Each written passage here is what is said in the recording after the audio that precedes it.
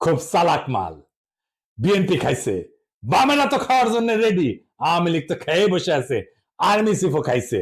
Army চিফের অভিনন্দন, সে ইন্ডিয়ার চ্যানেলে পালকি শর্মার কাছ থেকে প্রো ইন্ডিয়ান সার্টিফিকেট পেয়েছে, শুনেন। But the army chief is against it. He is seen as a pro-India officer. এইবার বুঝেছেন তো সব রসুনের কেন এক জায়গায়।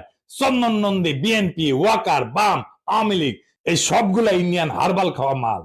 ইন্ডিয়া ওই পার থেকে হুক্কা হুয়া করে সিক্কুর পারে, আর একসাথে এগুলা ক্যা হুয়া ক্যা হুয়া ক্যা হুয়া করে, শুনেন ইনকা কইরা।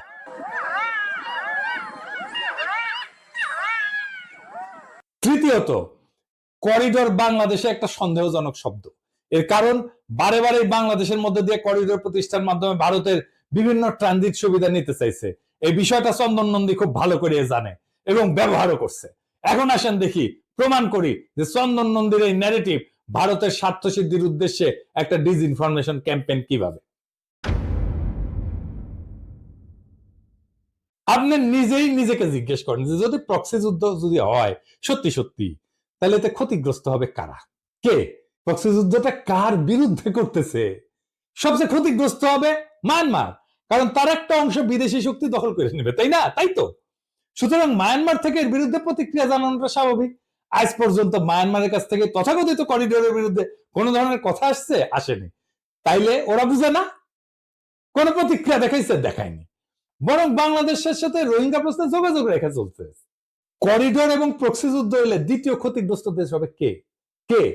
অনেক বড় দেশ একটা, চীন।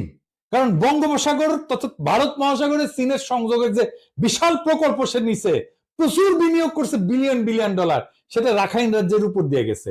রাখাইন রাজ্য আমেরিকার দখলে গেলে চীনের সর্বনাশ হবে, কারণ ভারত মহাসাগরের সাথে তার সংযোগ থাকবে না। আপনি ম্যাপটা দেখান, এডিটর সাহেব দেখেন তো, এটা যদি এই রাজ্য যদি আমেরিকার দখলে চলে যায় তাহলে ওইখানে চীন ঢুকতে পারবে। চন্দন নন্দীর গল্পের গরু এভাবে গাছে ওঠে আর এটা অনেকে খেয়ে ফেলে। চিন্তা করেন, চন্দন নন্দীর কাহিনী যদি সত্যি হইতো তাহলে চীন চন্দন নন্দীর কথিত করিডোরের বিরুদ্ধে ক্ষুব্ধ প্রতিক্রিয়া জানাইতো না। আজ পর্যন্ত আমরা চীনের কাছ থেকে এই বিষয়ে কোনো ধরনের প্রতিক্রিয়া দেখি না। উল্টা চীন বাংলাদেশের সাথে সম্পর্ক গভীরতর করার প্রচেষ্টা অব্যাহত রাখছে। সবচেয়ে বড় কথা হইলো বাংলাদেশের সার্বভৌমত্ব নিয়ে চন্দন নন্দীর কেন এত মায়া কান্না?